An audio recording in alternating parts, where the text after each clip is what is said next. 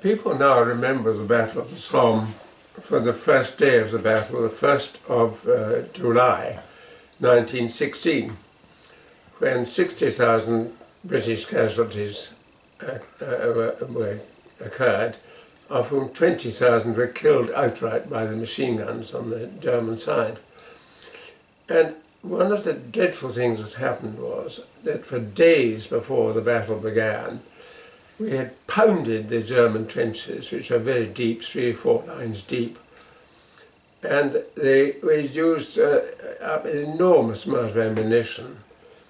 But most of it was rather ineffective, because you see, the British government had decided we'd got to increase the number of weapons, and particularly guns and ammunition, so they had removed the quality control. So that an awful lot of the guns had shells that exploded in the barrels of the guns, or failed to explode when they hit the other side.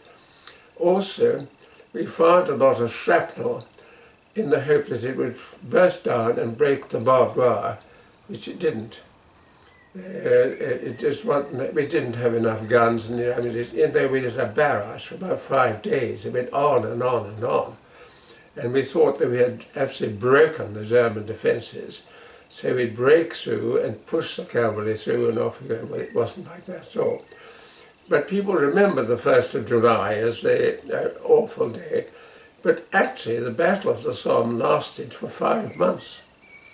We were supporting the French, and we couldn't make up our minds whether we should have just simply keeping the Germans at bay, keeping them active, or whether we should try and make a breakthrough.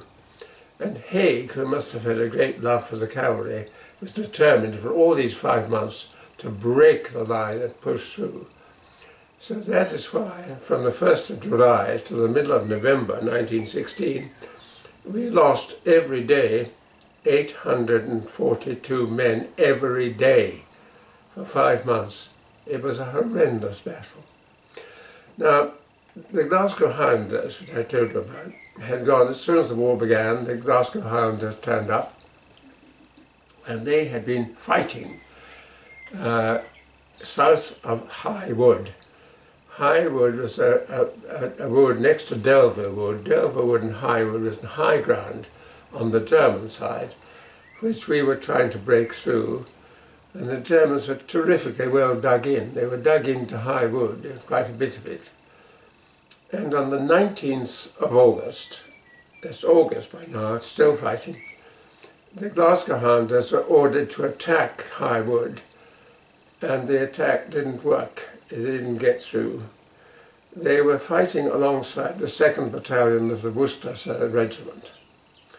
And suddenly news came through on the 19th of August that they had to go through again in a midnight attack and try and capture those German trenches which they thought they'd bombed all the day. Well, what happened was the Glasgow Highlanders lined up B Company and D Company. D Company was commanded by Captain Matthew Anderson.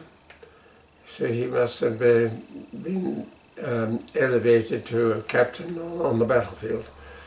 He would have joined as a 2nd lieutenant or lieutenant, but he was now Captain Captain Matthew Anderson, in charge of the D Company of the Glasgow Highlanders.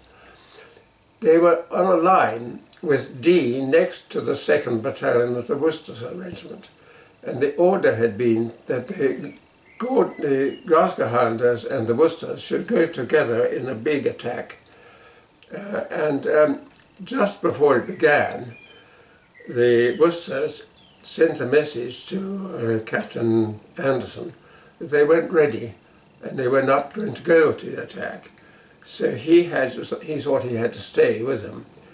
But he then sent an immediate, got a runner or something to the B Company under command of a lieutenant.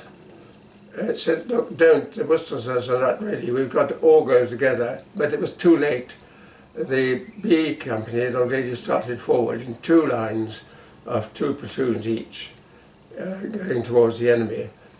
And so there was a terrific battle going on early in the morning of the 20th of August, and Matthew saw B Company in terrible trouble. And so he thought, well, do I stay and hold on to the Worcesters? So he decided that he'd go forward and help his comrades. So he dashed forward, led the attack, took his D Company forward, and pretty soon he was seen. He didn't stoop when he was marching, he just went straight in and was almost instantly killed by machine gun fire as he got in. And in a sense, it was more a heroic bravado act to help his comrades, rather than carefully thought out, but he did it. And his body was later recovered, and he's buried, I think, in the cemetery at, let me see, I'll just tell you where he's buried. Buried in Delville Wood Cemetery. Delville Wood was the wood next door, across which the whole Germans lay. And well, that's how he was killed. He was killed very gallantly, but what a waste.